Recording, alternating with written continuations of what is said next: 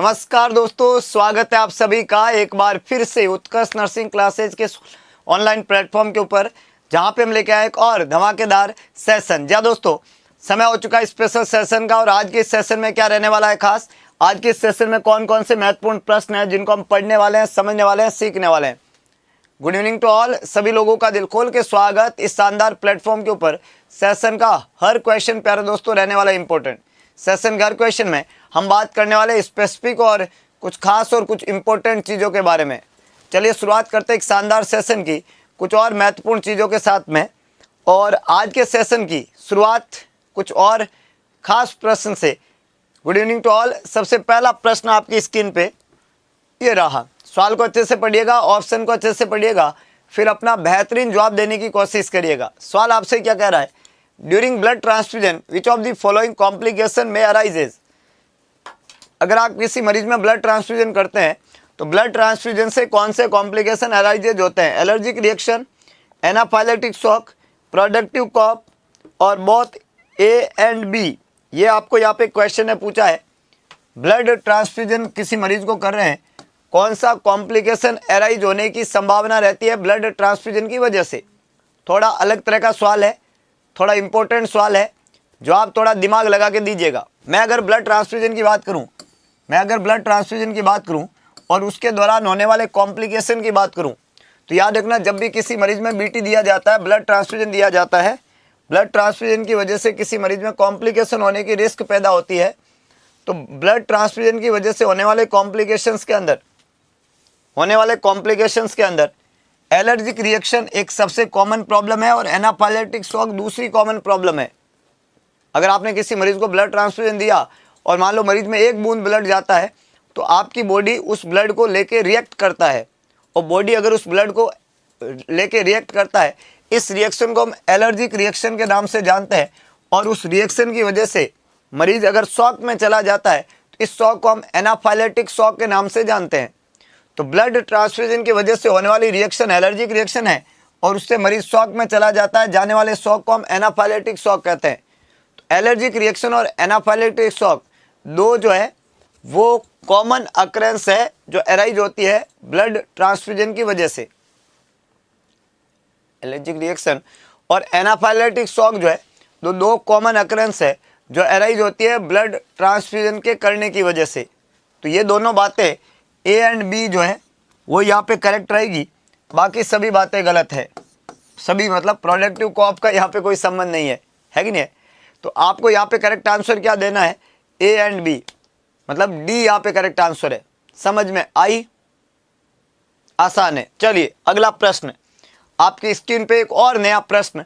हर सवाल बहुत इंपॉर्टेंट है, तो सवाल को अच्छे से देख के समझ के फिर जवाब लिखना है और सभी को जवाब लिखना है। वंदना सिंह, मोहिनी पटेल, मनीषा, एकता, पिंकी, रेनू, नेहा, सुनीता, मोनिका, सुशीला, विभा, अहाना, वंदना, गीता, क्या बात है भाई, रवि, सीमा, नीतू और पल्लवी, अक्षय। स्वागत है सभी लोगों का, जवाब सभी को लिखना है। अगला प्रश्न कह रहा है side effect of haemophilus influenza vaccine is. बड़ा अच्छा सवाल है। आपने एक बच्चे को haemophilus influenza type B vaccine लगाया, इसको हम हिब वैक्सीन कहते हैं, हिब वैक्सीन के नाम से जानते हैं। तो जब आप किसी मरीज में हिब वैक्सीन देते हैं, haemophilus influenza type B vaccine देते हैं, तो हिब वैक्सीन वाले मरीज में कॉमन साइड इफेक्ट क्या रहते हैं। पहला यहाँ पे ऑप्शन में दिया हुआ है लिथार्जी, दूसरा दिया हुआ है अर्टिकेरिया, तीसरा है लो ग्रेड फीवर और चौथा है generalize rash. What is the common side effect that occur in a client with Hib vaccine, Haemophilus influenza type B vaccine.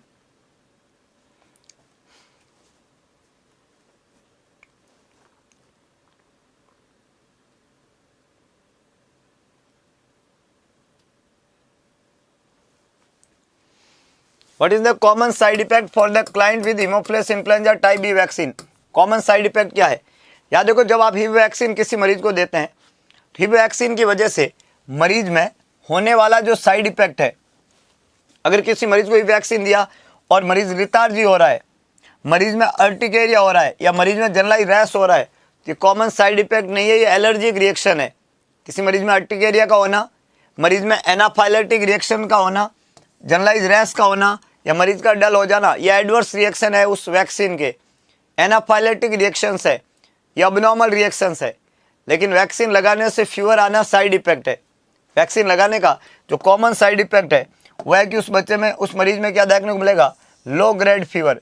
तो लो ग्रेड फीवर जो है साइड इफेक्ट के अंदर कॉमन साइड इफेक्ट है low grade fever. Vaccine लगाने का जो common side effect है वह है लो ग्रेड फीवर। हल्का बुखार जो है ये वैक्सीन का कॉमन साइड इफेक्ट है। और लिथार्जी, अर्टिकेरिया और जनरलाइज रैश जो है वो रेयर और बहुत ही डेंजरस साइड इफेक्ट है। तो यहाँ पे करेक्ट आंसर सी बनेगा। ए, बी और डी तीनों ही गलत स्टेटमेंट है। वैक्सीन का कॉमन साइड इफेक्ट आपको यहाँ पे पूछा था।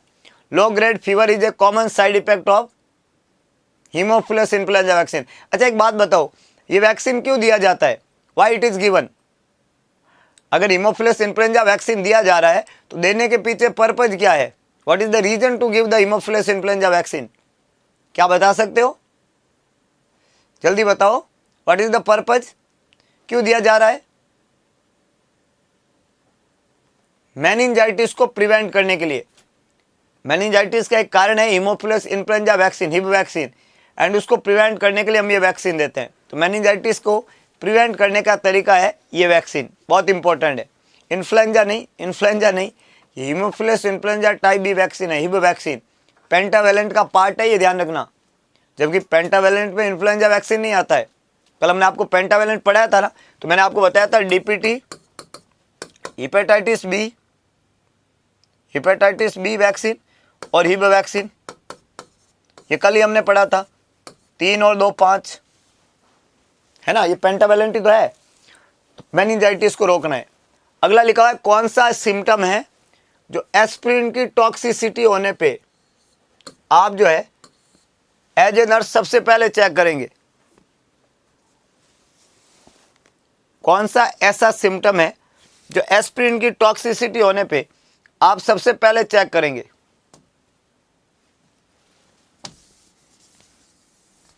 Which symptom of aspirin toxicity you are going to be checked as a prior action? Hypertension, dizziness, pink urine और drowsiness. एस्पिरिन की टॉक्सिसिटी का sign. Aspirin is a drug that is which category? Antiplatelet action.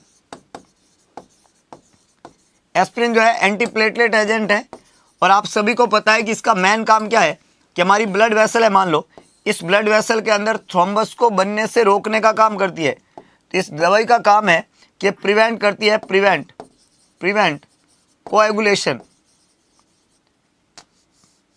Prevent, यहाँ पे लिख देता हूँ मैं, prevent aggregation and adherence of platelet, prevent aggregation and adherence of platelet. Platelet को एग्रीगेट नहीं होने देती है, एडियर नहीं होने देती है। और जब प्लेटलेट एग्रीगेट और एडियर नहीं होगी तो यहाँ पे क्या नहीं बनेगा? थ्रोम्बस नहीं बनेगा। तो थ्रोम्बस को बनने से रोकने का काम कौन करती है? Aspirin. Aspirin is a drug that prevent aggregation and adherence of the platelet. So whenever I give the antiplatelet agent aspirin, it prevents the aggregation and adherence of the platelet. Platelet are not adhere there, not aggregated there. There is risk of formation of thrombus. और जब thrombus नहीं बनेगा तो वहाँ पे there is risk of bleeding. So hypertension is not the symptom, dizziness is not the symptom. Coagulation problem जब होता है तो यूरिन जो है वो पिंक यूरिन आएगा, इसको हिमेचूरिया कहते हैं।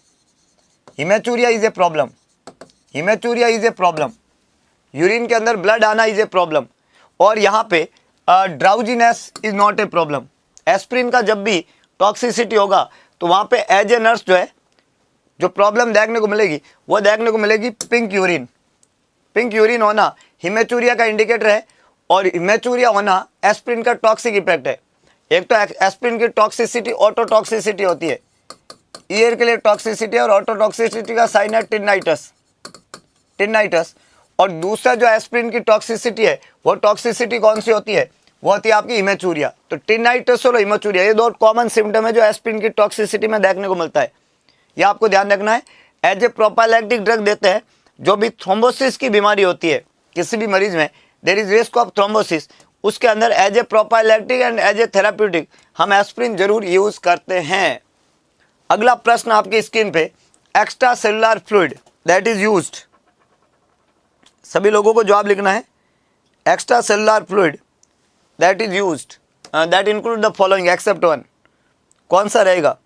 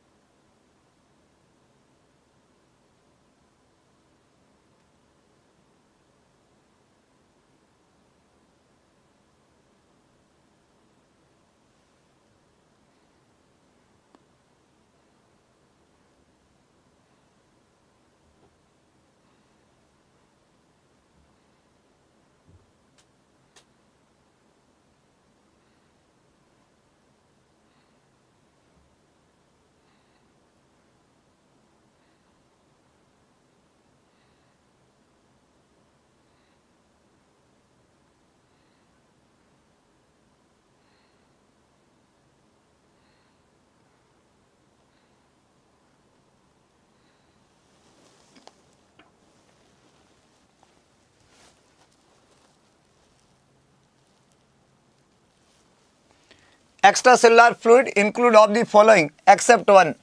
पहला है blood, plasma and lymph, synovial fluid, pericardial fluid and pleural fluid, pleural within the fluid within the cell and CSF fluid in the interstitial space. मैंने यहाँ पे आपको पूछा कि एक्स्ट्रा सेलुलर फ्लूइड, सेल के बाहर और सेल के अंदर दो जगह फ्लूइड होता है ह्यूमन बॉडी में। याद रखना, जब मैं फ्लूइड की बात करता हूँ, बहुत ही बेसिक कंसेप्ट है, टोटल बॉडी वेट का 60% जो है वो फ्लूइड होता है ह्यूमन बॉडी के अंदर। टोटल बॉडी वेट का 60% फ्लूइड होता है। ये फ्लूइड बॉडी में दो जगह होता है, एक होता है एक्स्ट्रा इंट्रा सेलुलर फ्लूइड और दूसरा होता है एक्स्ट्रा सेलुलर फ्लूइड। दो तरह का फ्लूइड होता है ह्यूमन बॉडी में, एक सेल के अंदर फ्लूइड होता है और एक सेल के बाहर फ्लूइड होता है। जब मैं सेल के अंदर के फ्लूइड की बात करूं, याद रखना 60% टोटल बॉडी वेट का फ्लूइड का वजन होता है, वो फ्लूइड सेल के अंदर भी होता है, वो फ्लूइड सेल के बाहर भी होता है। अगर मैं सेल के अंदर के फ्लूइड की बात करूं तो सेल के अंदर फ्लूइड होता है जो है आपका टोटल बॉडी फ्लूइड का 2/3 2/3 और 1/3 सेल के बाहर होता है। मतलब मैक्सिमम फ्लूइड हमारी बॉडी में सेल के अंदर होता है। जैसे टोटल मेरा वजन 70 किलो है मान लो, तो 60% के हिसाब से टोटल फ्लूइड आएगा 42 लीटर। और अगर आपकी बॉडी में 42 लीटर फ्लूइड है तो 2/3 सेल के बाहर होता है, सेल के अंदर होता है। तो 42 के 3 हिस्से करते हैं, 14 + 14 + 14, और 3 में से 2 हिस्से 14 और 14 दैट इज 28। तो 28 लीटर जो है वो सेल के अंदर होता है। टोटल फ्लूइड कितना है? 42 लीटर। उसका 2/3 कितना होता है? 28 लीटर। कहाँ होता है? सेल के अंदर होता है, inside the cell, intracellular. और बाहर कितना होता है? 14 लीटर। 1/3 सेल के बाहर होता है, 2/3 सेल के अंदर होता है 2/3, 1/3 सेल के बाहर होता है। और ये बाहर जो है वो 3 जगह पे होता है। बाहर जो है वो 3 जगह पे होता है। एक होता है इंट्रावेस्कुलर फ्लूइड, एक होता है इंटरस्टिशियल फ्लूइड और एक होता है थर्ड स्पेस।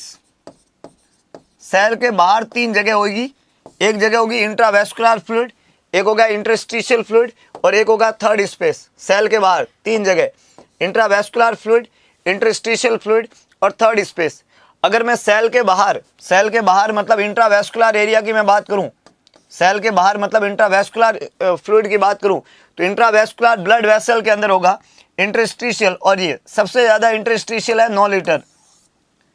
3.25 लीटर के आसपास का होगा ब्लड वेसल के अंदर होगा, और 1.25 लीटर के आसपास क्या होगा?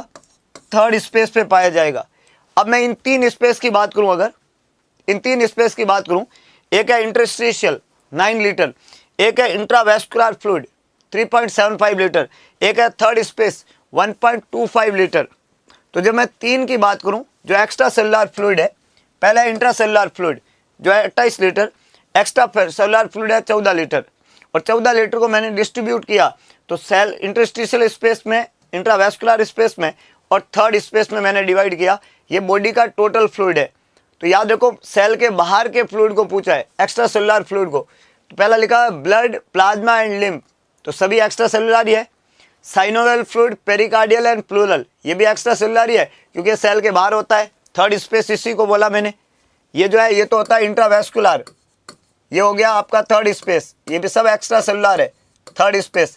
और ये जो CSF है, इंटरस्टिशियल फ्लूइड है, ये भी एक्स्ट्रा सेलुलर फ्लूइड ही है। तो फ्लूइड जो सेल के अंदर है उसको क्या नाम देते हैं? इंट्रासेलुलर। तो सेल के अंदर का फ्लूइड सेल के अंदर है, बाकी सारे फ्लूइड सेल के बाहर है। और जिन्होंने अगरबत्ती लगाई है उसका सही होगा, जिन्होंने नहीं लगाई है उसका गलत होने की रिस्क है। तो एक बार पूरे जुनून के साथ में लिस्ट खुल चुकी है मेरे सामने, किन्होंने लगाई किन्होंने नहीं लगाई है। तो जितने बच्चों ने अभी तक नहीं लगाई है, मेरे नाम बोलने से पहले स्पीड से लगा दो, 2 मिनट का वक्त देता हूं। चलो सभी लोग स्पीड के साथ में, अगरबत्ती का मतलब समझते हो? हाँ, प्रेस द लाइक बटन। आप कहोगे सर इससे क्या होता है? मैं कहूंगा इससे विश्वास पैदा होगा।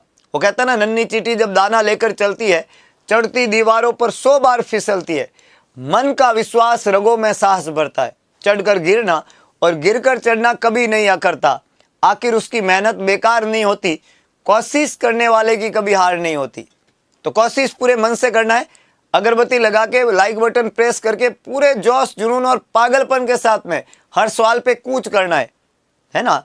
हर सवाल को कूच करना है, हर सवाल पे वार करना है।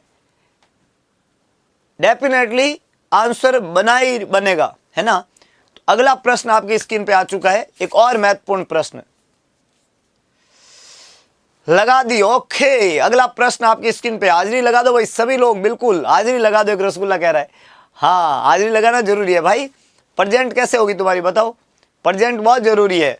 नेप्रोटॉक्सिक ड्रग कौन सी है? नेप्रोटॉक्सिक ड्रग कौन सी है बताओ जल्दी, स्पीड के साथ में।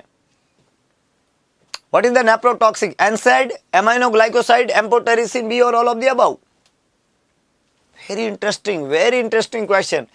नेप्रोटॉक्सिसिटी का मतलब होता है वो सभी दवाई हैं जो आपके नेफ्रॉन को प्रॉब्लम करे, नेफ्रॉन के लिए घातक हो, नेफ्रॉन के अंदर बिगाड़ा करे, नेफ्रॉन को दिक्कत में डाले, नेफ्रॉन को चुनौती दे। वो दवाई जो सभी के सभी 1 मिलियन नेफ्रॉन को चुनौती देती है, नेफ्रॉन के लिए टॉक्सिसिटी पैदा करती है, नेफ्रॉन के लिए समस्या पैदा करती है, नेफ्रॉन को खून के आंसू रुलाती है। नेफ्रॉन को जो खून के आंसू रुलाती है, और लगा दे आग पानी में जवानी उसे कहते हैं, सीनलेस सिलेक्शन कहानी उसे कहते हैं। इस डायलॉग के साथ में वो रोज जो है नेफ्रॉन को बेचारे को दिक्कत में डालती है, ऐसी दवाई को हम नाम देते हैं नेप्रोटॉक्सिक ड्रग। और मेरे प्यारे दोस्तों, जब मैं किसी नेप्रोटॉक्सिक ड्रग की बात करूंगा जो नेफ्रॉन के लिए टॉक्सिसिटी करता है, ऐसी दवाई की बात करूंगा, तो उसमें एक दवाई आएगी आपकी एनसेड, non steroidal anti inflammatory drug, एक आएगी आपकी एमाइनोग्लाइकोसाइड, एक आएगी आपकी एम्फोटेरिसिन बी। ये तीनों दवाई नेप्रोटॉक्सिसिटी पैदा करती है। जैसे एम्फोटेरिसिन बी को हम as a antifungal drug काम में लेते हैं, फंगल इन्फेक्शन में इसका यूज है, लेकिन ये नेप्रोटॉक्सिसिटी बराबर करती है। एमाइनोग्लाइकोसाइड जितने भी एजेंट है, चाहे वो स्ट्रेप्टोमाइसिन हो, चाहे वो एमिकासिन हो, चाहे वो जेंटामाइसिन हो, चाहे वो कैनामाइसिन हो, चाहे वो कैप्रियोमाइसिन हो, जितने भी ये माइसिन है ये सब एमाइनोग्लाइकोसाइड है।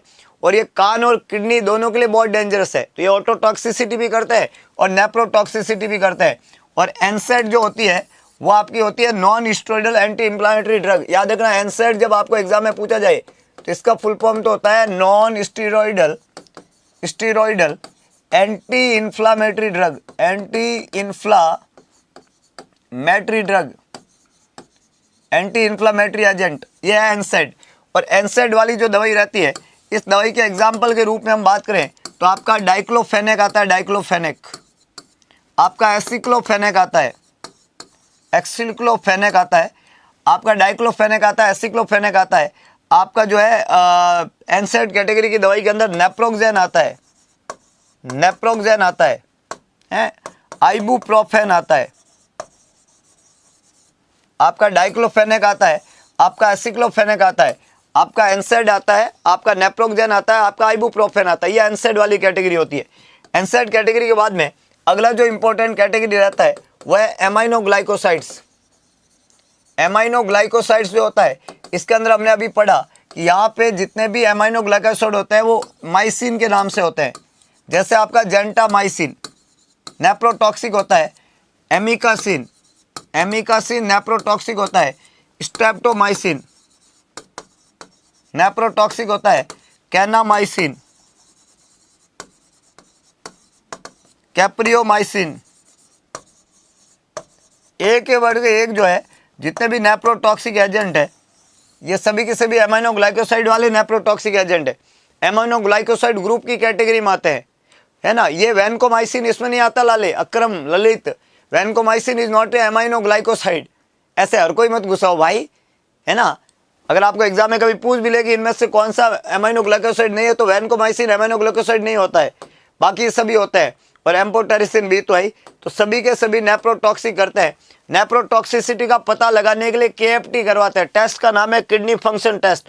और केएफटी में अगर आपका क्रिएटिनिन का वैल्यू बढ़ा हुआ आता है तो इसका मतलब वो नेप्रोटॉक्सिसिटी है। Creatinine is a specific and gold standard test. Creatinine is a specific and gold standard test, ये बात आपको ध्यान रखनी है।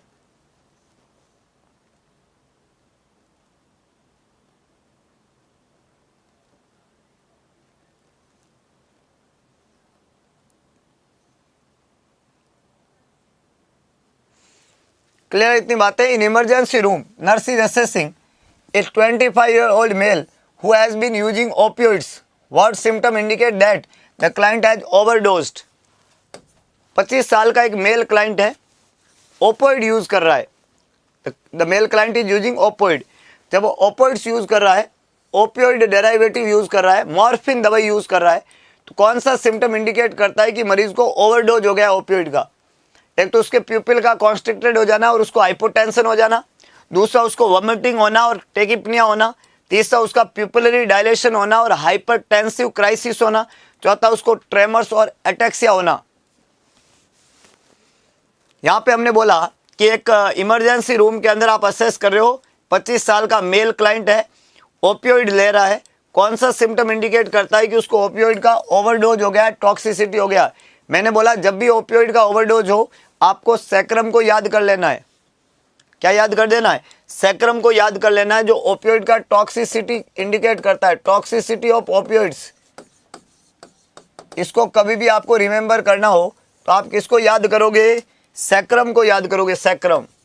तो my dear friend, you just always remember sacrum. Sacrum के अंदर एस का मतलब होता है सेडेशन, ए का मतलब होता है एनाल्जेसिया, सी का मतलब होता है कॉन्स्टिपेशन, आर का मतलब होता है रेस्पिरेटरी डिप्रेशन, रेस्पिरेटरी डिप्रेशन, और एक आर का मतलब होता है retention of urine, retention of urine. यहां पे यू का मतलब होता है यूफोरिया और एम का मतलब होता है मियोसिस। मियोसिस का मतलब हो गया पिन पॉइंट प्यूपिल, पिन पॉइंट प्यूपिल, इसको हम मियोसिस के नाम से जानते हैं। तो याद रखो, हमने यहाँ पे ओपियोइड की टॉक्सिसिटी को सैक्रम के थ्रू जाना। सैक्रम में सेडेशन एक वर्ड है, सैक्रम के अंदर एनाल्जेसिया एक वर्ड है, कॉन्स्टिपेशन एक वर्ड है, रेस्पिरेटरी डिप्रेशन एक वर्ड है, और यूफोरिया एक वर्ड है, और प्यूपिल का पिन पॉइंट होना एक वर्ड है। ये सब सैक्रम की कहानी है। और इसमें सबसे खतरनाक है कि मरीज को रेस्पिरेटरी डिप्रेशन हो रहा है। इस सवाल ने बोला कि कॉन्स्ट्रिक्टेड होगा प्यूपिल और हाइपोटेंशन होगा, एक बात सही है। दूसरा ऑप्शन बोला जा रहा है वॉमिटिंग और टेकिपनिया होगा, तो ये गड़बड़ है। प्यूपिलरी डायलेटेशन नहीं होता है और ट्रेमर्स और अटेक्सिया नहीं होता है, तो ऑप्शन ए ही सही है, बाकी तो सभी उलट पुलट है। प्यूपिल का क्या होना? कॉन्स्ट्रिक्टेड होना, पिन पॉइंट होना और बीपी का डाउन होना, हाइपोटेंशन होना। पिन पॉइंट प्यूपिल और हाइपोटेंशन, ये दो तरह के सिम्टम साइमल्टेनियसली देखने को मिलता है जब भी मरीज में ओपियोइड टॉक्सिसिटी होती है। तो ओपियोइड टॉक्सिसिटी को हम सैक्रम से जानते हैं और उसमें दो सिम्टम कॉमन है, एक तो प्यूपिल कॉन्स्ट्रिक्टेड होता है और एक बीपी कम हो जाता है। तो pin point प्यूपिल that is constricted प्यूपिल and hypotension, ये दो कॉमन सिम्टम है, बाकी सभी बातें गलत है, and that is known as sacrum. That is sacrum my dear friend. Pupil का कॉन्स्ट्रिक्शन होना और हाइपोटेंशन होना, ये सैक्रम है। अगला लिखा है after failure in exam student blame his teacher and parents, this behaviour is an example of. After failure in exam the student blame his teachers and parents, this behaviour is an example of rationalisation, compensation, projection और displacement. चार बातें मैंने यहां पे लिख दी है।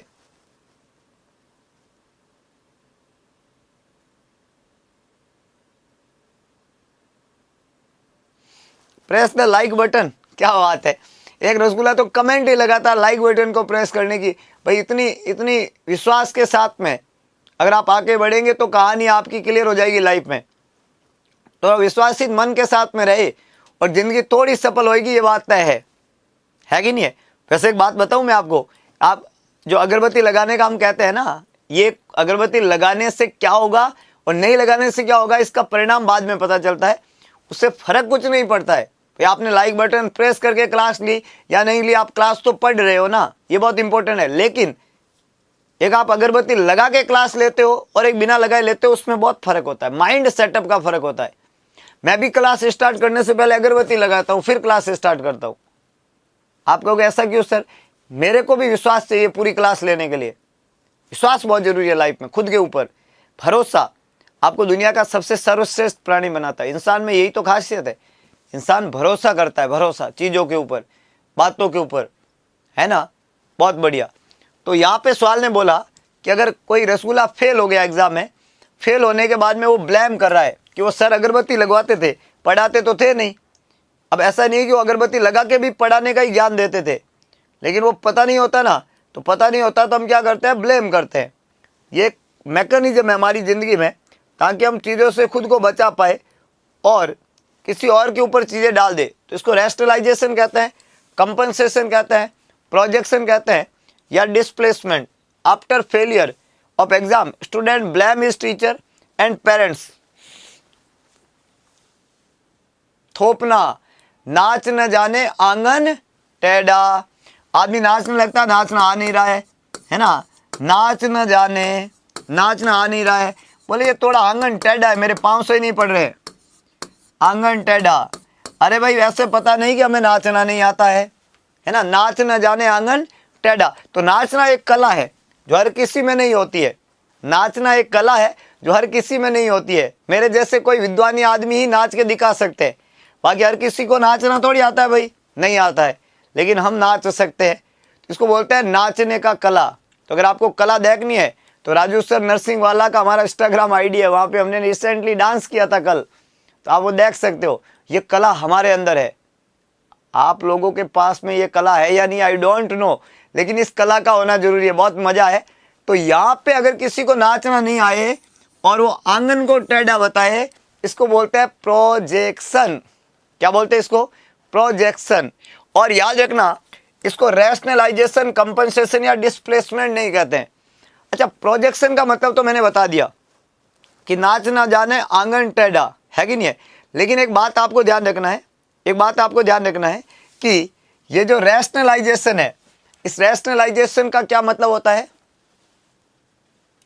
कि जैसे कोई आदमी शराब पी रहा है और शराब पिए जा रहा है, हम उसको कह रहे हैं भाई शराब क्यों पीते हो, तो वो क्या कहता है कि कौन पीता है ससुरा, हम पीते हैं गम भुलाने के लिए। यह रैशनलाइजेशन है कि नहीं है। तो ये रैशनलाइजेशन है, शराब पीने का कंसेप्ट जो है वो रैशनलाइजेशन है। और ये कंपनसेशन जो होता है ना, कंपनसेशन, किसी एक चीज़ में अगर फेलियर होता है तो हम कोई दूसरी चीज़ करके, जैसे होता है ना, एक आदमी है वो मान लो पढ़ाई में अच्छा नहीं कर पाया, तो क्रिकेट में वो उस भरपाई को पूरा कर लेता है। जैसे सचिन तेंदुलकर है, 10वीं में फेल हो गए, तो फेल हो गए, उन्होंने इतना अच्छा क्रिकेट खेला कि वो उसके अंदर नाम कमा गए। तो इसको हम बोलते हैं कंपनसेशन। किसी एक चीज़ में फ्लॉप होने पे दूसरे चीज़ में बहुत अच्छा कर जाना, है कि नहीं, इसको बोलते हैं कंपनसेशन। समझ आई बात को। और एक यहाँ पे होता है डिस्प्लेसमेंट। डिस्प्लेसमेंट मतलब ऑफिस का गुस्सा घर में निकाल देना। ऑफिस का गुस्सा घर में क्या, कि मान लो कोई इंडिविजुअल है और वो मान लो ऑफिस गया और वहाँ पे जो है बॉस ने उसको खूब सुनाया। तो बॉस को तो कुछ बोले नहीं, बोले तो गड़बड़ हो जाए, तो वो चुपचाप वहाँ से घर आ गया। घर आया तो जो है आके बोला कि भाई साहब, बच्चा आया, छोटा बच्चा, बड़ा बच्चा दौड़ के आया, पिताजी टॉफी चाहिए, 5 स्टार चाहिए। अब पिताजी के अंदर मामला काफ़ी गंभीर हो रखा था, तो उन्होंने बच्चे को एक 5 स्टार इस गाल पे, एक 2 5 स्टार दे दिया हाथों हाथ। तो ये जो 2 5 स्टार चिपकाई गाल के ऊपर, ये क्या है, ये आपका डिस्प्लेसमेंट। वो जो गुस्सा है ऑफिस वाला वो बच्चे पे उतर गया। अब बड़े बच्चे को चिपकाई तो वो भागा अंदर गया, उसको भी गुस्सा आ रहा है। अब किसको चिपकाए, तो उसका छोटा भाई है, उसको चिपका दिया दोनों गालों के ऊपर, ये लो 2 5 स्टार, ट्रांसप्लांट हाथों हाथ, है ना, ये डिस्प्लेसमेंट है। अब छोटा वाला बच्चा भी अब रो रहा है, वो किस पे निकाले, उससे छोटा तो घर पे कोई है ही नहीं, भागा बाहर गया और बाहर जाके जो है कुत्ता बैठा था, बड़ा सा लट उठाया और दे हमारे दमादम कुत्ते को 2-4 दिए। ये डिस्प्लेसमेंट उसने कुत्ते पे किया।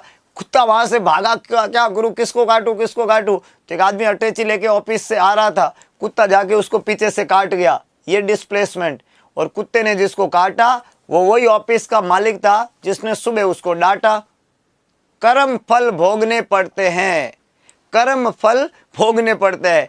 जो करोगे वो फल के रूप में मिलेगा।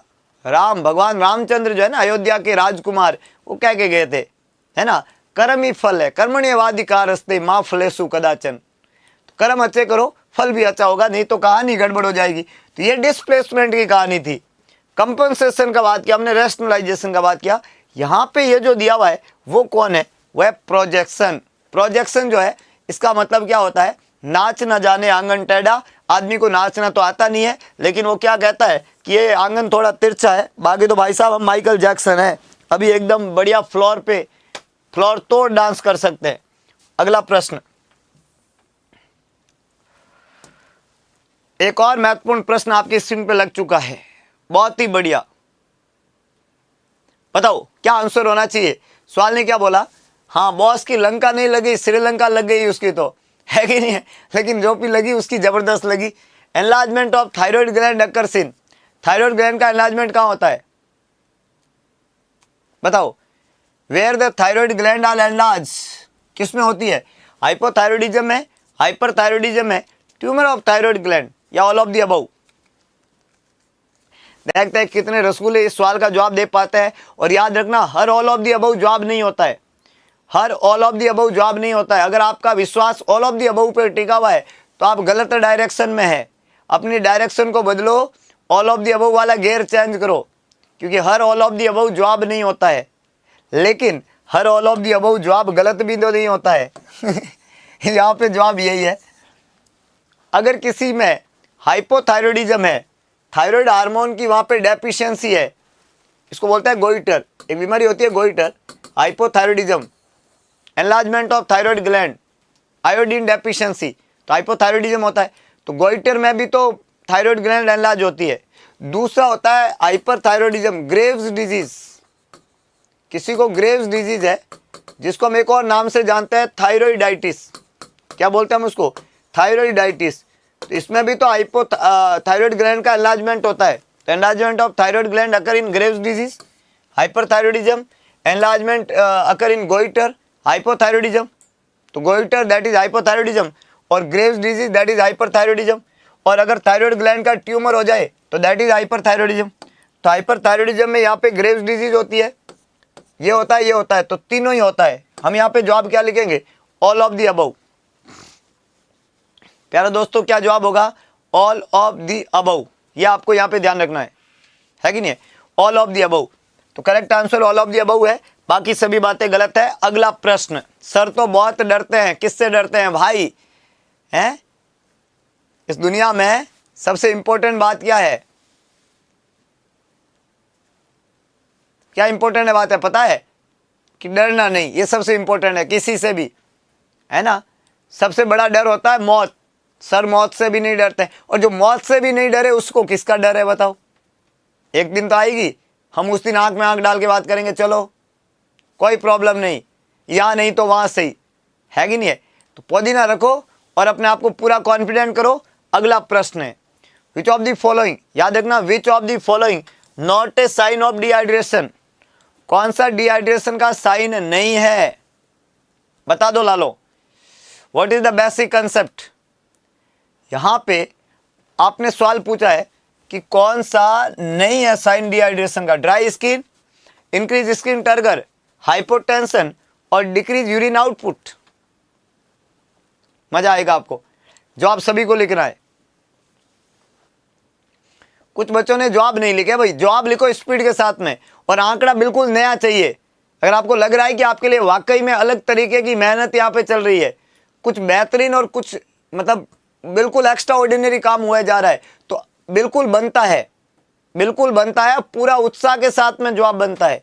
हमने यहाँ पे बोल दिया कि कौन सा साइन नहीं है डिहाइड्रेशन का, तो हमने बोला dry skin, dry skin dehydration का ही साइन है।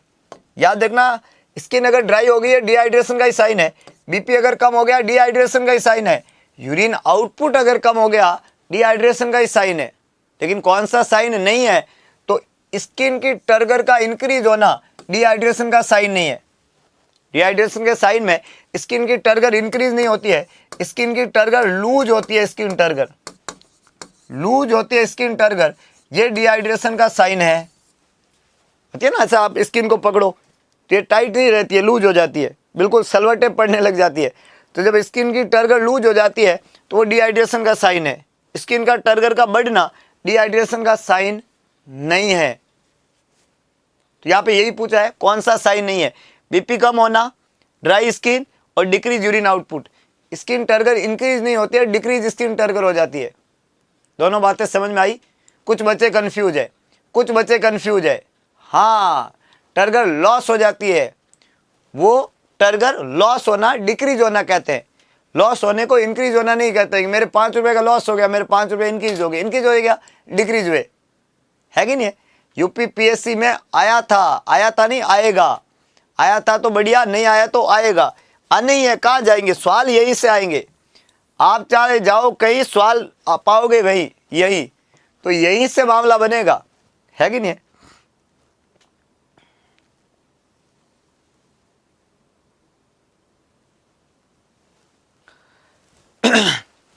Most common type of paralytic polio.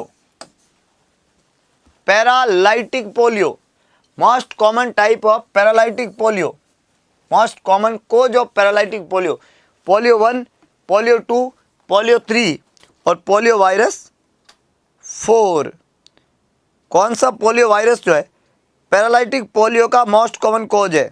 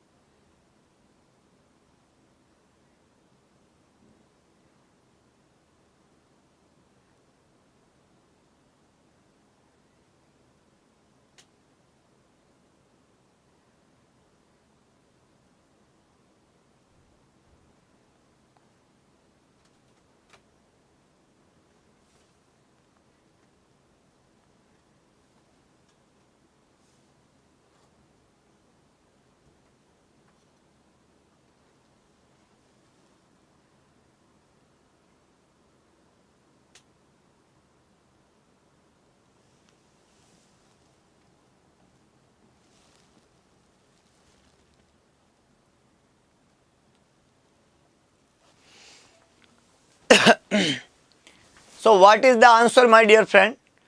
तो यहाँ पे देखो, कुछ बच्चों ने तो आंसर डी लिखा है, जो होता भी नहीं है। देखो, वाइल्ड पोलियो जो होता है ना, wild polio virus, wild polio virus जो होता है उसके 3 फेज होते हैं। Wild polio virus 1, wild polio virus 2 और वाइल्ड पोलियो वायरस 3। 3 टाइप होते हैं। और सवाल ये पूछा जाता है कि which of the most common cause of paralytic polio, paralytic polio का मोस्ट कॉमन कोज क्या है? तो यहाँ पे ध्यान रखना है आपको, वाइल्ड पोलियो वायरस 3 और 2 तो लगभग इरेडिकेटेड हो चुके हैं, जा ही चुके हैं, ये तो है भी नहीं, ये तो है भी नहीं। इस बात का आपको ध्यान रखना है। वाइल्ड पोलियो वायरस 2 और 3 इरेडिकेट हो चुके हैं, ये तो है भी नहीं। और ये जो परसिस्ट कर रहा है वो वाइल्ड पोलियो वायरस 1 है। और वाइल्ड पोलियो वायरस जो 1 है, याद रखना, वाइल्ड पोलियो वायरस जो 1 है वो मोस्ट कॉमन टाइप का वायरस है जो कि पैरालाइटिक पोलियो करता है। हाँ, टाइप 2 कैन कोज पैरालिसिस, लेकिन this is not most common type, याद रखना। और ये 2 तो इरेडिकेट हो चुके हैं। तो यहाँ पे ध्यान रखना, ये पोलियो वायरस 3 और पोलियो वायरस 2 तो जा ही चुके हैं, वो तो है ही नहीं, वो तो पहले ही इरेडिकेट हो गए थे। वैसे तो पोलियो रिसेंटली हमारे यहाँ से इरेडिकेट 2014 के अंदर हो चुका है, ये भी आपने सुना होगा। लेकिन जो पैरालाइटिक पोलियो की ये जो वेरिएंट है, 3 वेरिएंट, क्योंकि 4 तो होता भी नहीं है, और ये 2 जा चुकी है, और जो है वो है, और जो है वही तो पैरालिसिस कराएगा। इसलिए रिसेंटली अगर आपको कोई पूछे कि which is the most common cause of paralytic polio, तो आपका आंसर होना चाहिए पोलियो वायरस 1। कौन सा होना चाहिए प्यारे दोस्तों? Polio virus 1। पोलियो जो होता है इसका रूट होता है ओरोफिकल रूट। कौन सा रूट होता है? ओरोफिकल रूट इसका रहता है। और ये सबसे पहले जीआईटी को अफेक्ट करता है। याद रखना, कभी आपको एग्जाम में पूछा जाए कि पोलियो वायरस प्राइमरी किसको अफेक्ट करता है, तो आप कभी भी ये जवाब मत दे देना कि इसको पैरालिसिस होता है पोलियो से, नर्वस सिस्टम को अफेक्ट करता है ना। पोलियो वायरस में नर्वस सिस्टम का इन्वॉल्वमेंट डेंजर है, लेकिन ये सबसे पहले किसको अफेक्ट करेगा, जीआईटी को अफेक्ट करेगा। This virus firstly went and affect the GI system, not the affect the neurons और नर्वस सिस्टम। सो ये दो बातें आपको साइमल्टेनियस याद रखनी है। मेरा यहाँ पे करेक्ट आंसर क्या बनेगा, वो बनेगा A, that is polio virus type 1। कौन सा होगा, पोलियो वायरस टाइप 1। ये आपको सबसे पहले याद रखना है, बाकी सभी बातें यहाँ पे है गलत। अगला प्रश्न, इस सवाल ने बोला है which of the following agent causes discolouration of teeth if taken with milk. कौन सा एजेंट जो है, कौन सा एजेंट जो है, ध्यान रखना, कौन सा एजेंट जो है वो कॉज करता है डिसकलरेशन ऑफ टीथ अगर इसको दूध के साथ में लिया जाए तो। चाहे दूध के साथ में ले, दही के साथ में ले, जो टीथ का डिसकलरेशन करेगा वो डिसकलरेशन ही करेगा। टेट्रासाइक्लिन, पेनिसिलिन, मेट्रोनिडाजोल और सिप्रोफ्लोक्सासिन, इनमें से कौन सा एजेंट है जिसको दूध के साथ में ले तो टीथ का डिसकलरेशन करता है।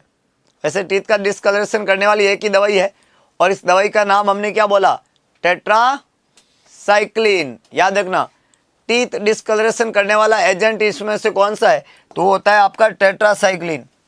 कौन सा होता है, टेट्रासाइक्लिन। पेनिसिलिन नहीं है, मेट्रोनिडाजोल और सिप्रोफ्लोक्सासिन नहीं है। मेट्रोनिडाजोल और सिप्रोफ्लोक्सासिन जो है एंटी एमीबिक एजेंट है। ये एंटी पैरासाइट जो प्रोटोजोअल इन्फेक्शन होता है ना, प्रोटोजोअल और बैक्टीरियल। वैसे मेट्रोनिडाजोल ज़्यादातर प्रोटोजोअल में काम में लेते हैं and bacterial infection of GIT, bacterial infection of GIT.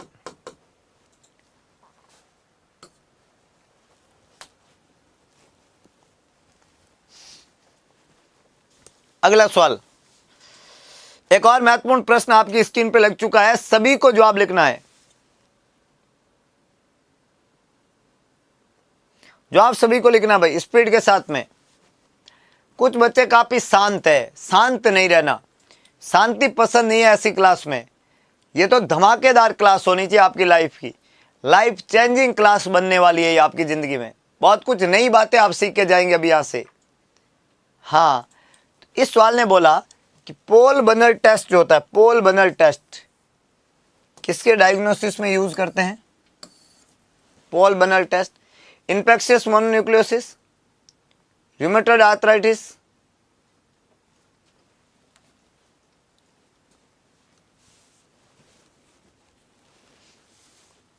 और टीबी, आर्थराइटिस और टीबी।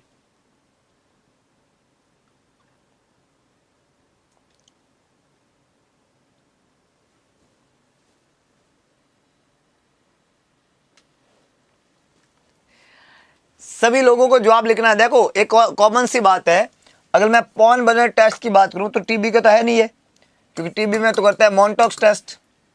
रूमेटिक फीवर या आर्थराइटिस ये तो है नहीं, ये rheumatic fever, Jones criteria, major and minor, major criteria and minor criteria, minor criteria.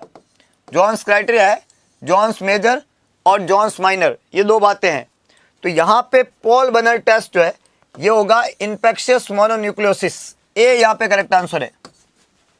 Infectious mononucleosis की बीमारी का नाम है और इस बीमारी को डायग्नोस करने का जो टेस्ट होता है इसको हम नाम देते हैं पोल बनर टेस्ट। सो पोल बनर टेस्ट किस में करते हैं, तो जवाब है इसका इन्फेक्शियस मोनोन्यूक्लियोसिस, ए यहाँ पे करेक्ट आंसर है, बाकी सभी बातें गलत है। रूमेटिक फीवर जिसका पॉजिटिव एजेंट होता है group A beta haemolytic streptococcal bacteria. कौन सा होता है, group A beta haemolytic streptococcal bacteria. ये बैक्टीरिया जाके रूमेटिक फीवर करता है। इसकी हिस्ट्री होती है, हिस्ट्री इसकी रहेगी पहले, और ये करेगा क्या, सोर थ्रोट। ये बैक्टीरिया करता क्या है, ये बैक्टीरिया करता है सोर थ्रोट, और जब ये बैक्टीरिया सोर थ्रोट करता है तो आगे जाके इसी बैक्टीरिया से क्या होता है, रूमेटिक फीवर आता है, रूमेटिक फीवर। और इसके अंदर जॉन्स के क्राइटेरिया रहते हैं, जॉन्स मेजर और जॉन्स माइनर। इससे आता है जॉन्स क्राइटेरिया। और जॉन्स क्राइटेरिया में एक क्राइटेरिया आता है मेजर और एक क्राइटेरिया आता है माइनर। एक हम बोलते हैं जॉन्स मेजर क्राइटेरिया, एक बोलते हैं जॉन्स माइनर क्राइटेरिया। जॉन्स के मेजर क्राइटेरिया में क्या क्या आते हैं? कार्डाइटिस, आर्थराइटिस, सबक्यूटेनियस नोड्यूल, एरिथ्मा मार्जिनेटम और एरिथ्मा मार्जिनेटम और कोरिया। और जॉन्स माइनर क्राइटेरिया में क्या आते हैं? Fever, arthralgia, elevated ESR, prolonged PR interval. ये सब मेजर और माइनर क्राइटेरिया के पार्ट है। तो जॉन्स क्राइटेरिया, रूमेटिक फीवर, ये सभी बातें आपको साइमल्टेनियस याद रखनी है। पॉल बनर टेस्ट किस में करते हैं? इन्फेक्शियस मोनोन्यूक्लियोसिस में करते हैं। इस बात का आपको ध्यान रखना है। किसिंग डिजीज, क्या बात है, छा गया रसगुल्ला। अगला प्रश्न,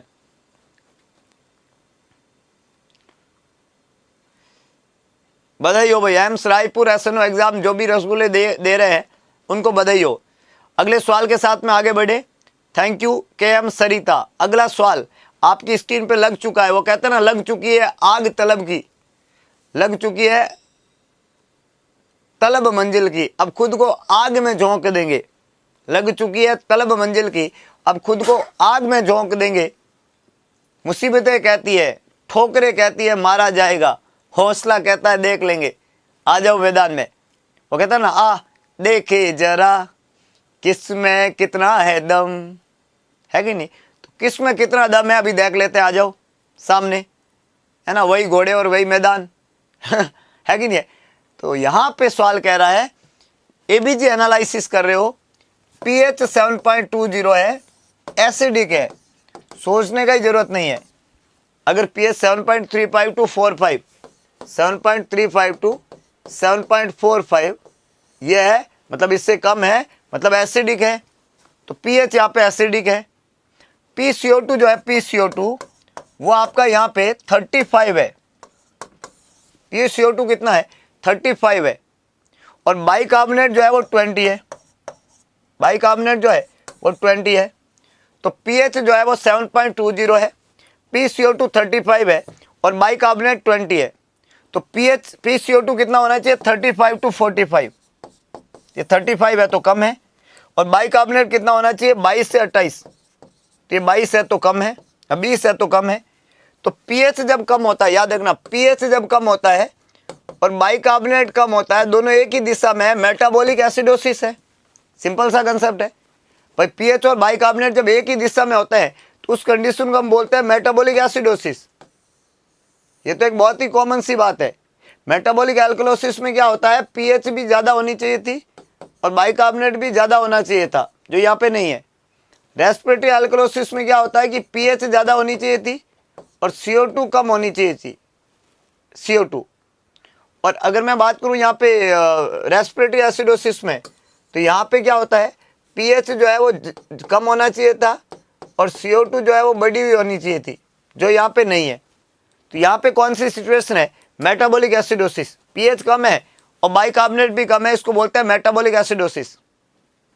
if client have less pH and less bicarbonate, इस कंडीशन को मैं क्या नाम दूंगा? मेटाबॉलिक एसिडोसिस के नाम से जानूंगा। ए करेक्ट आंसर है, बाकी सभी बातें गलत है।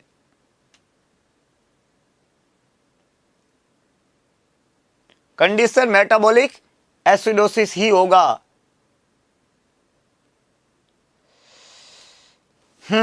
अगला प्रश्न आपकी स्क्रीन पे लग चुका है। Which drug is use in inflammatory disease of the eye? अगर आप आई की इंफ्लामेटरी डिजीज की बात करते हैं तो कौन सी दवाई वहां पे यूज करेंगे?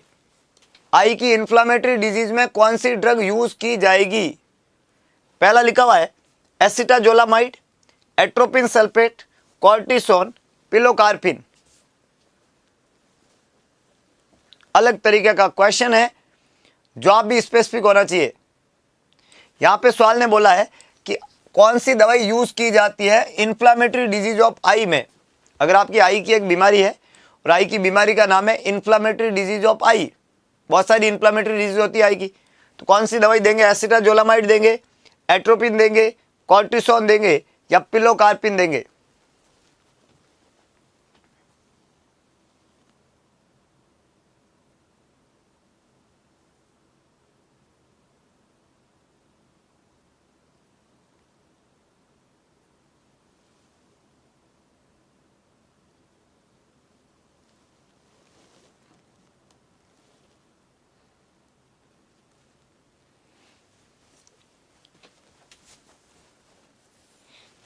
बताओ जल्दी बताओ। देखो इन्फ्लामेटरी डिजीज में जो भी दवाई देते हैं उसको एंटी इन्फ्लामेटरी ड्रग कहते हैं। बहुत ही कॉमन सेंस है भाई। अगर मेरे को इन्फ्लामेशन कम करना है तो मैं कौन सी दवाई देना पसंद करूंगा? एंटी इन्फ्लामेटरी ड्रग देना पसंद करूंगा, तभी तो इन्फ्लामेशन कम होगा। तो एंटी इन्फ्लामेटरी ड्रग एसिटाजोलामाइड होती है। क्या जवाब है गलत? एसिटाजोलामाइड एक डाययूरेटिक है, और वो भी कैसा डाययूरेटिक है?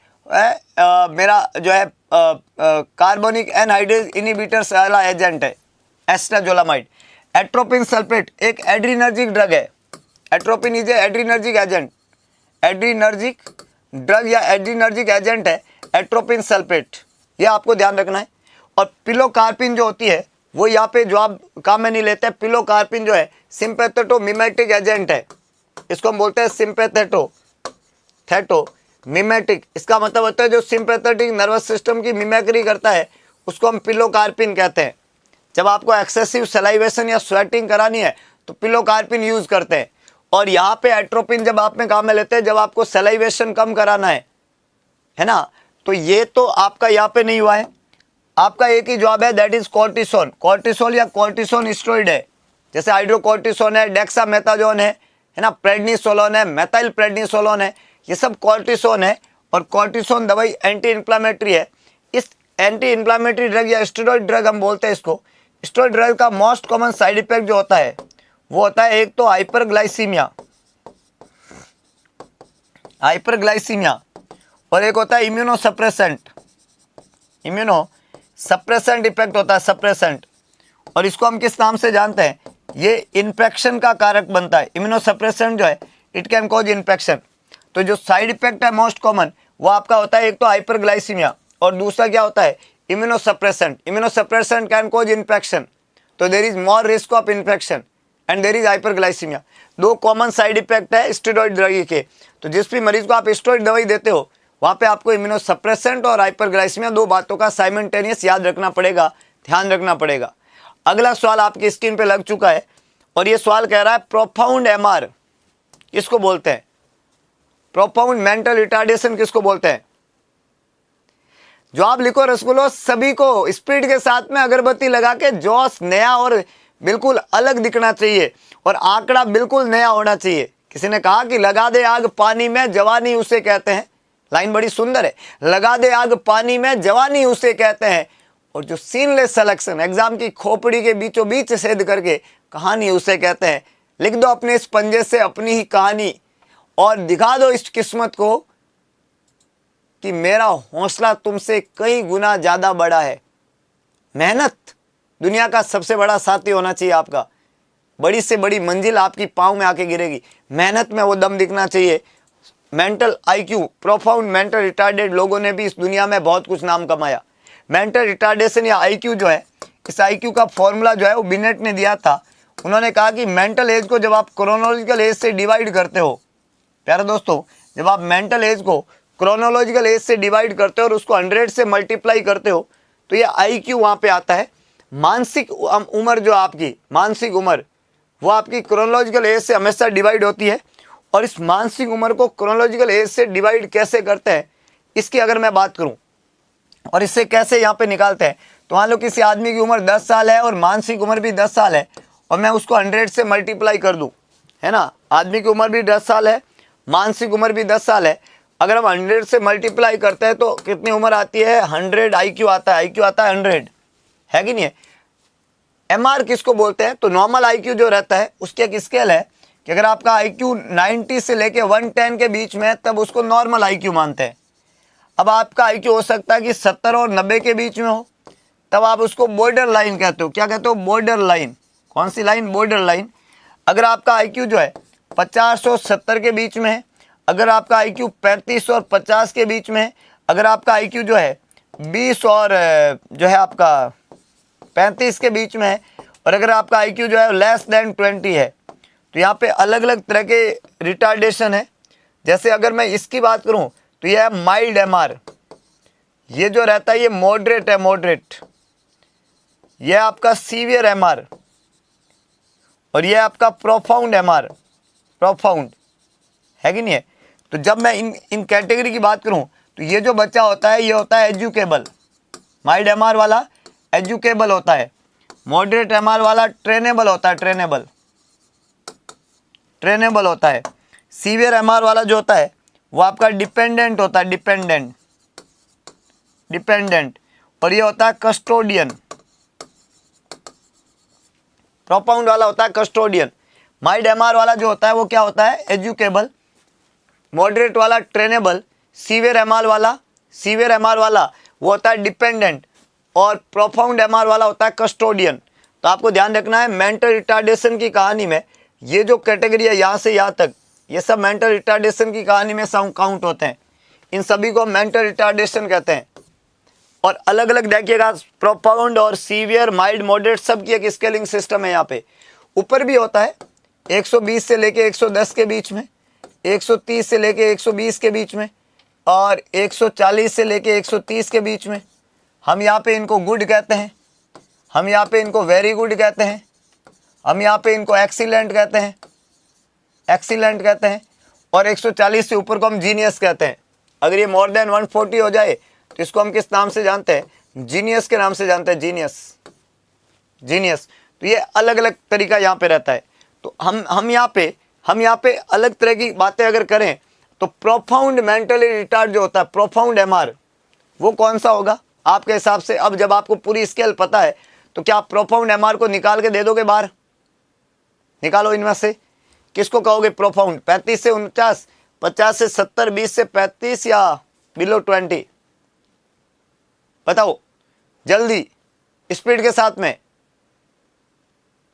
क्या बात है, सीवियर नहीं, डिप्रेशन कहाँ आ गया भाई? क्या सीवियर डिप्रेशन नहीं पढ़ा रहे हम? मेंटल रिटार्डेशन बिलो 20 को प्रोफाउंड कस्टोडियन कहते हैं। इनको कस्टोडियन बांध के रखना पड़ता है। कस्टोडियन को क्या करके रखना पड़ता है? बांध के रखना पड़ता है। इनकी कहानी काफी गंभीर हो जाती है। मोर देन 120 जीनियस है। जैसे पार्ले जी में जी आता ना, वहां पे जी का मतलब जीनियस है, वैसे ये भी जीनियस होता है। अगला सवाल आपकी स्क्रीन पे लग चुका है, जो आप सभी को लिखना है। सवाल आपके सामने है और सवाल आपसे क्या कह रहा है कि एक pulse oximeter give what type of information about the client. Pulse oximeter मरीज के बारे में कौन सी इंफॉर्मेशन आपको देता है? पहली इंफॉर्मेशन है amount of carbon dioxide in the blood, amount of oxygen in the blood, percentage of haemoglobin carrying oxygen and respiratory rate. Pulse oximeter आपको कौन सी रीडिंग देता है ब्लड में? आपने पल्स ऑक्सीमीटर यूज किया ब्लड में, तो पल्स ऑक्सीमीटर ने आपको कौन सी रीडिंग दी? पहला है amount of carbon dioxide, amount of oxygen, amount of haemoglobin carrying oxygen और रेस्पिरेटरी रेट। जो आपको सोचिएगा, पूरा दिमाग लगेगा, अपना बेस्ट दिमाग यूज करिएगा और इस बात के आंसर तक पहुंचिएगा कि पल्स ऑक्सीमीटर आखिर कौन सी वैल्यू हमें देता है, कौन सी तरह की इंफॉर्मेशन हमें यहाँ पे देता है। आई होप आप सही जवाब तक पहुंच जाएंगे और आपको सही जवाब मिल भी जाएगा और इसको कमेंट बॉक्स में आप लिख भी दोगे। कल सुबह की क्लास ठीक 8 बजे है। कितने बजे है? ठीक 8 बजे है सुबह, ठीक 8 बजे। कितने रसगुल्ले आ रहे हैं मेरे से मिलने? और कल शाम की क्लास 4:15 की जगह 6:30 होगी। तो सुबह की क्लास कितने बजे होगी? ठीक 8 बजे। और मैं तो आ रहा हूँ ठीक 8 बजे। क्या आप लोग आ रहे हैं? जो आप लिखो कितने लोग आ रहे हैं? ठीक 8 बजे। और शाम की क्लास होगी ठीक 6:30 बजे। ये कल की अपडेट है। कल शाम की क्लास होगी 6:30 बजे, सुबह की क्लास होगी ठीक 8 बजे और मैं आ रहा हूँ। आप लोग आ रहे हैं ना? पूरे जुनून के साथ में। सुबह वाली क्लास में भोकाल होगा। कल 8 बजे बहुत ही जबरदस्त क्लास होगी, अद्भुत क्लास होगी, भूतों न भविष्यते वाली क्लास होगी। जिंदगी में आपकी सबसे शानदार, जानदार और रंगारंग क्लास होने वाली है। तो आप सभी लोग आ रहे हैं कि नहीं आ रहे हैं देखिएगा और बहुत उत्साहित मन के साथ में जुड़िएगा, तभी आप सफलता के शिखर तक पहुंच जाएंगे। आज के सेशन को मैं यहीं पे विराम दूंगा। जाने से पहले एक बहुत ही जबरदस्त लाइन किसी ने बड़ा खूब कहा है कि ईश्वर का दिया कभी अल्प नहीं होता, जो टूट जाए वो संकल्प नहीं होता। हार को लक्ष्य से दूर ही रखना मेरे दोस्त, क्योंकि जीत का कोई विकल्प नहीं होता। और सौगंध महादेव की, हम पैदा हुए हैं जीतने के लिए। संकल्प सिर्फ एक है, जब तक तोड़ेंगे नहीं तब तक छोड़ेंगे नहीं। तो मिलते हैं दोबारा एक नए सेशन के साथ में कल सुबह ठीक 8 बजे। इंतजार रहेगा, दिल खोल के जुड़िएगा। तब तक के लिए जय हिंद, जय भारत, जय महाकाल।